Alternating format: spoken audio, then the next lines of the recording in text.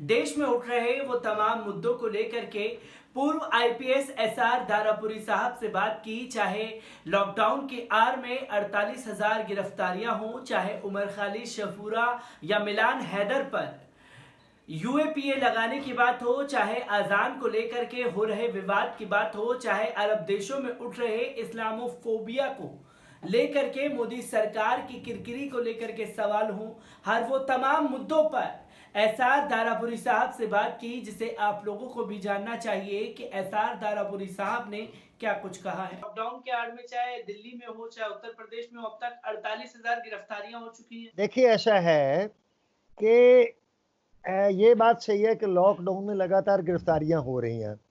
अब देखने की बात ये है कि ये ऐसा क्यों हो रहा है। मुझे ये लगता है कि लॉकडाउन को लागू करने वाली जो व्यवस्था है, लोग उस व्यवस्था से संतुष्ट नहीं है और जिसके कारण वो उसका विरोध कर रहे हैं और वो गिरफ्तारियां की जा रही हैं। तो ये बात सही है कि उसका पूर्णतः अनुपालन होना चाहिए, परंतु अगर लोगों को ऐसा लगता है कि वो जो परिस्थितियां हैं या जिस ढंग से वो लागू की जा रही हैं वो सही नहीं है, तो लोगों के अंदर इस प्रकार के विरोध का पैदा हो जाना वो लाजमी है।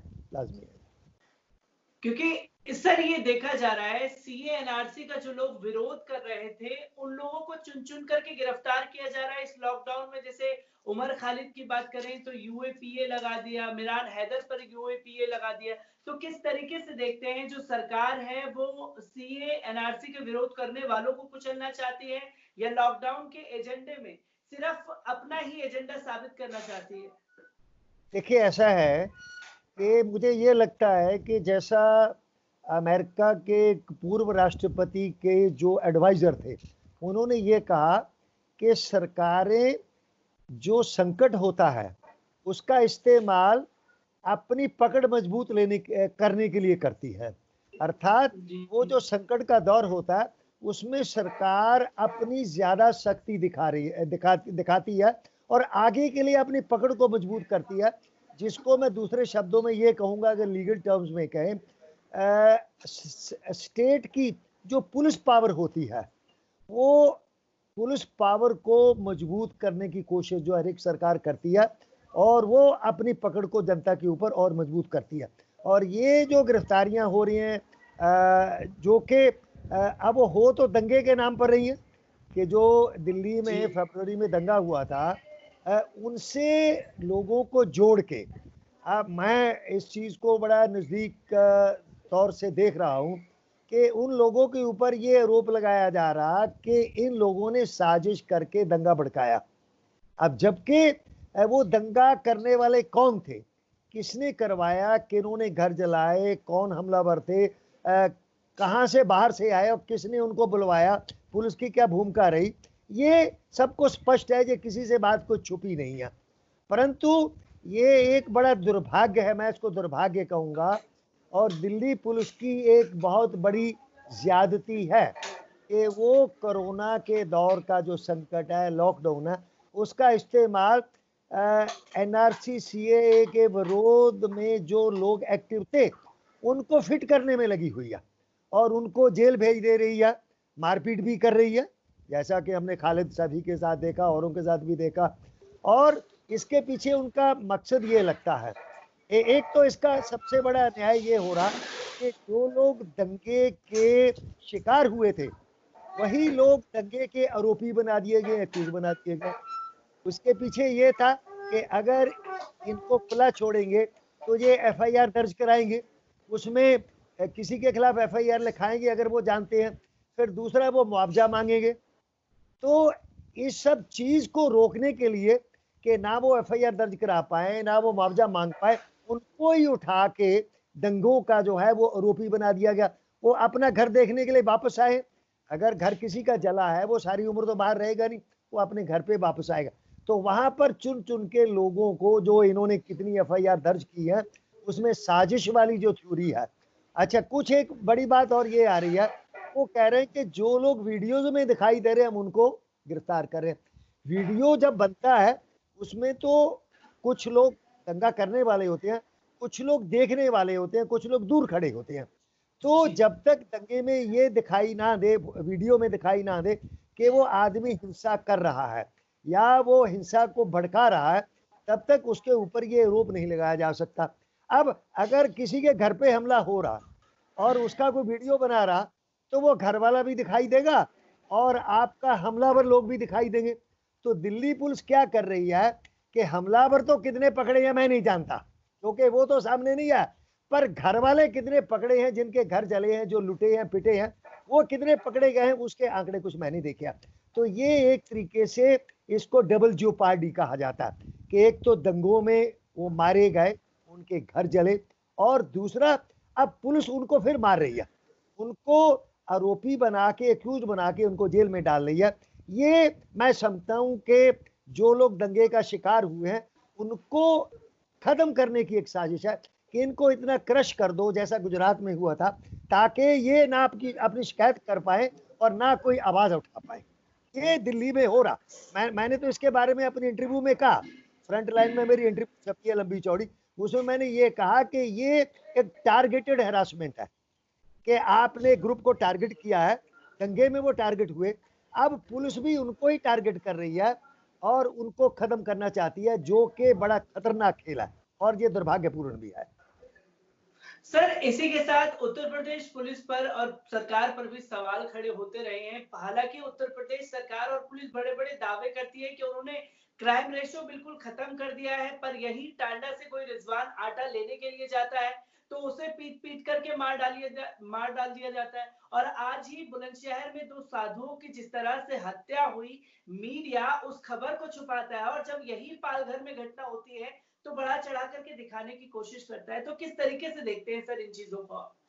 वो तो देखिए ऐसा है कि एक तो ये हमारा बड़ा दुर्भाग्य है कि हमारा मीडिया जो है वो बिल्कुल एक सांप्रदायिक, मतलब सांप्रदायिक हो गया है, कम्युनल हो गया है। और दुर्भाग्य से हमारे यहाँ इस समय जो केंद्र में सरकार है या बहुत से राज्यों में जो सरकार है, वो कम्युनल एजेंडे वाली सरकार है, उनको किसी को टारगेट करना है। और दूसरा, चाहे वो सेंट्रल गवर्नमेंट है चाहे वो स्टेट गवर्नमेंट्स हैं, वो उनकी अपनी जो विफलताएं हैं, जो उनके फेलर्स हैं, खास तौर से कोरोना को डील करने में, उसको कंट्रोल करने में, इसकी व्यवस्था को बनाए रखने में जो फेलर्स हैं, उनसे ध्यान बटाने के लिए इस प्रकार की जो घटनाएं हो रही हैं, उनको हर एक बात को सांप्रदायिक कर दिया जाता है।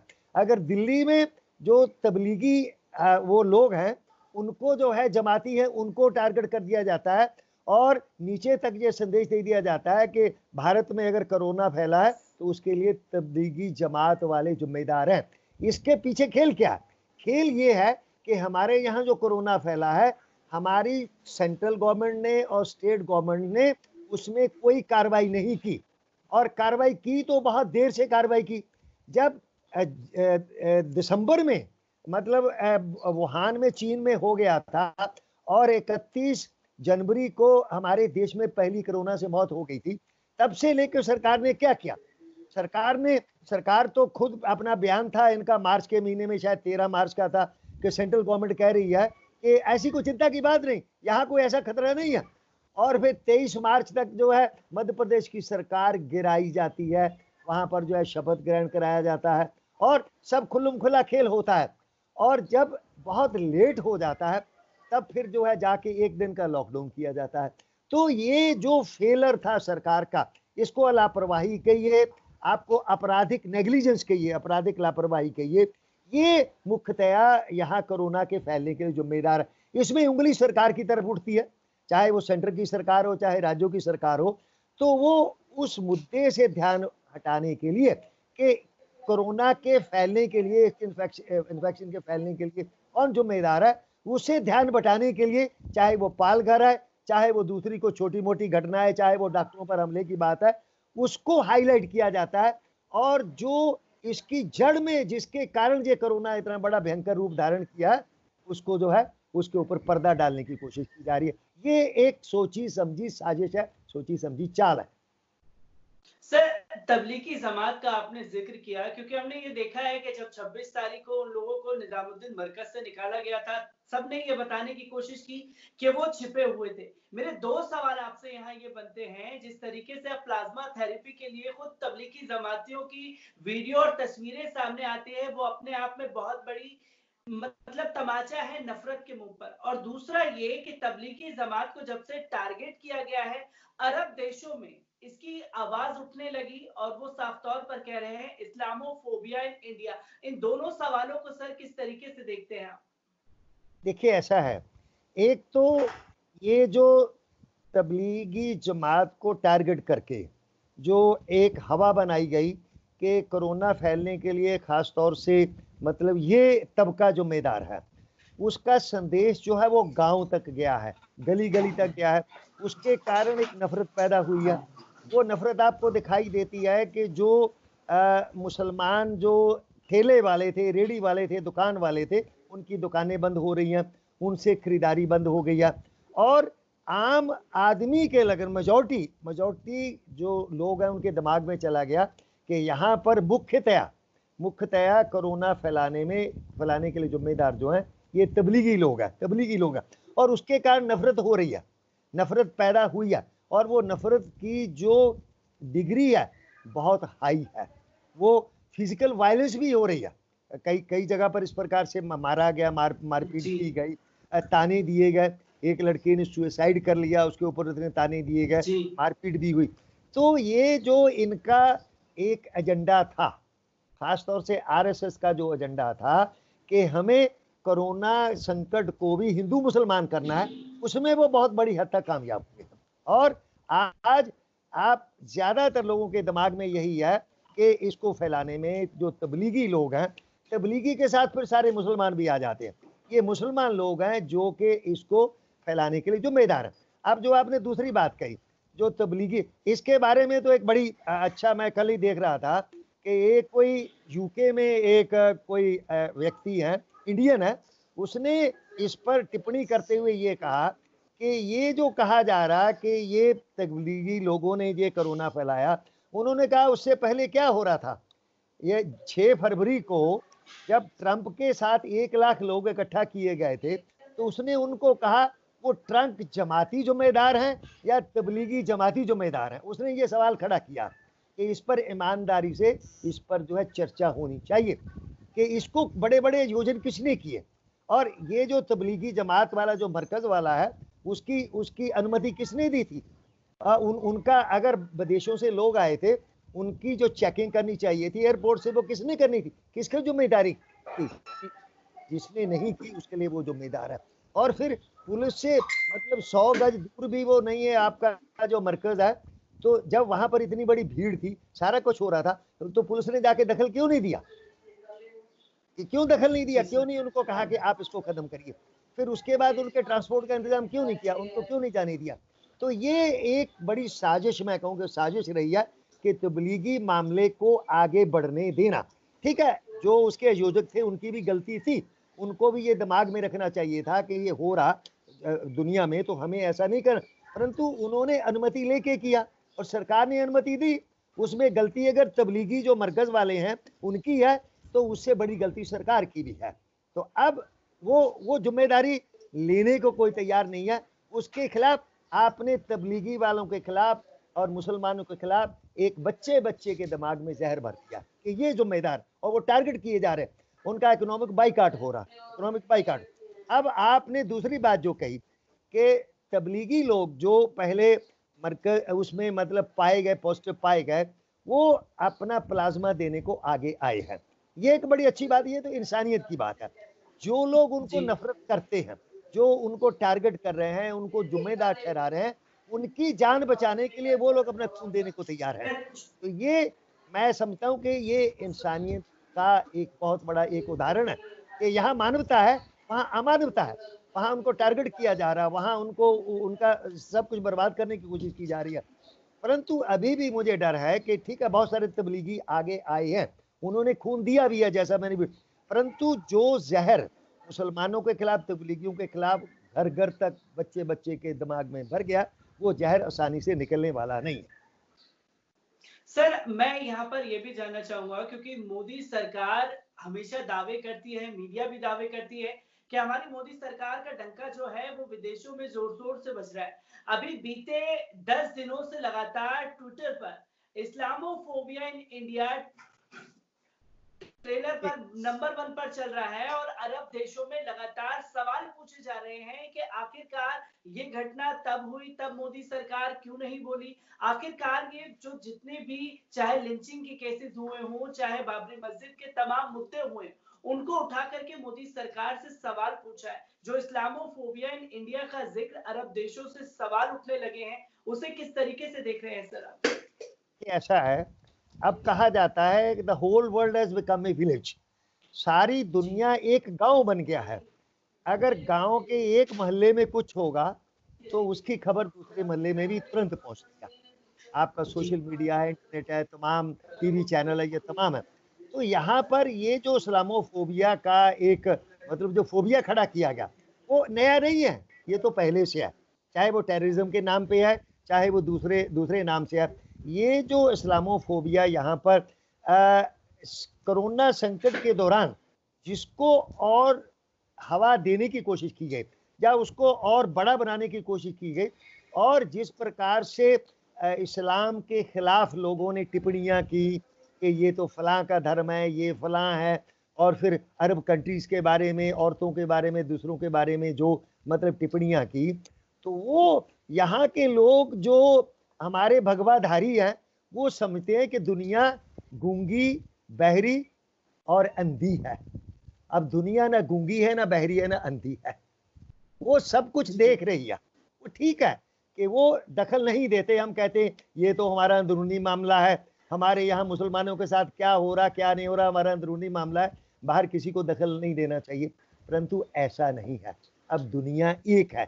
कोरोना अगर चीन में वुहान में फैलता है, वो आपके घर घर में पहुंचा हुआ है, हर एक देश में पहुंचा हुआ है। तो ये जो इस्लामोफोबिया उठाकर, खास तौर से पहले तो जो कुछ हुआ सो हुआ, टेररिज्म के नाम पे जो कुछ हुआ सो हुआ, परंतु अब इस कोरोना महामारी के दौरान इस्लामोफोबिया को जिस तरह से ब्लो अप किया गया, उसका बहुत बुरा असर भारत की छवि पे पहुंचा है।